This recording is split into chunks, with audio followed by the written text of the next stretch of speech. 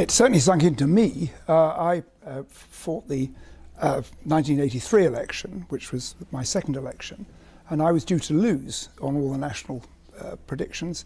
Blackburn was then pretty marginal and was due to lose, and we bucked the trend there and have done so ever since. But that was a disaster. This is a worse disaster. Now, the party did understand the catastrophe at that stage, and that included the leader, Michael Foot.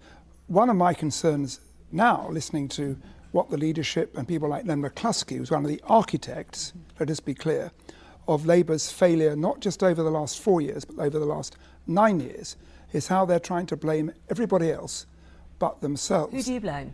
I blame the leadership of the Labour Party, Jermey Corbyn in particular. I also blame John McDonnell and Len McCluskey and those around them in this cult, as my friend and former colleague Alan Johnson described Momentum.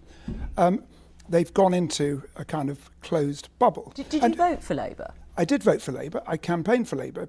It's part of my soul. I joined the Labour Party that happened before. Even though you feel it's like a cult? I'm not the Labour Party, but the people running part of the Labour Party these days, the Momentum organisation. Pause that thought for a moment. I think it's an important one. But let's just bring in Faiza, who's been out trying to win a seat here. First of all, commiserations. It was a close run thing between you and Ian Duncan-Smith, who just pipped you there. You must be feeling really let down by your leader. Look, I feel like this is a very dark day for the country. I've had so many messages today with lots of people that don't feel as Boris Johnson was saying, and you know, teachers worried about special education needs and funding, you know, parents worried about their kids' future, young people worried about what's going to happen to green investment and climate investment. And I don't blame Jeremy Corbyn directly for that. What I would say is there's a number of factors at play. Brexit, of course, you know, look, I'm a Remainer. Ultimately, we had some of the most Leave seats and some of the most Remain seats. It was a very difficult situation for Labour. But we've also got to look at the way in which the system, I think, is rigged. Like, why aren't we talking about the fact that, you know, 88% of Conservative ads, for instance, had some lies in them, the ones on Facebook, for instance. You know, why aren't we have to do the internal reflection, but we have to do the way in which the system is working as well. Jack Straw's shaking his head here. This war between which Labour here perhaps should be looked at, what is safe to say is it didn't go down well with the electorate. It's the worst result. Would you change a lot about your manifesto? Look, from the conversations I was having on the doorstep, it was less about the manifesto, more about, I guess, the demonisation of Jeremy Corbyn and how that had really sunk in with people. I think it was less about specific policies in the manifesto. It was your leader, not the message. It was the way in which the leader has been portrayed, and that's very different, right? And you can't. How can you make that noise when time and time again we've seen so many lies? I'm not saying Jeremy Corbyn's perfect. Of course he's not, but you know, we've had news nights where they've made him look like a Russian. You know, we've had newspaper stories where they talk about him as a Czech spy. I mean, it's ridiculous. Sorry, can I just say at that point, do you, and I'll let Jack Straw respond, but do you not think that the British people can make up their own minds? You're sort of talking about the media like it's got a vice onto people.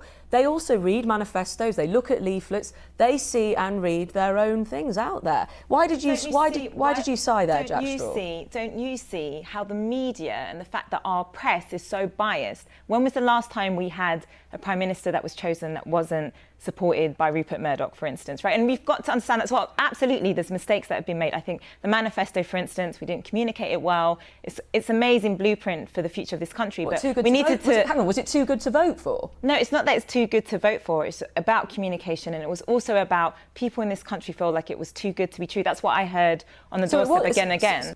Tony Blair was demonised by the media. Demonise, they called him. Yes, all that stuff.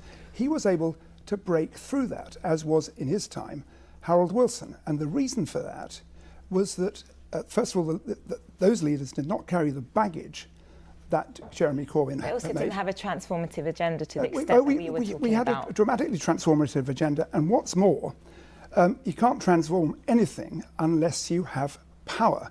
And the manifesto was full of nice things to have, but it was promising pennies from heaven. It wasn't, I mean, it was costed up to a point, and that argument was not made. And I just want to make this point about Jeremy Corbyn. And then I have to ask you about Mr Corbyn in the future. Do you carry on? Jeremy, of course he was subject to attack, but I'm afraid it wasn't the media who made up the anti-Semitism. over which, and even Len McCluskey has said that Jeremy Corbyn did insufficient, Jeremy Corbyn did far too little about that and too late.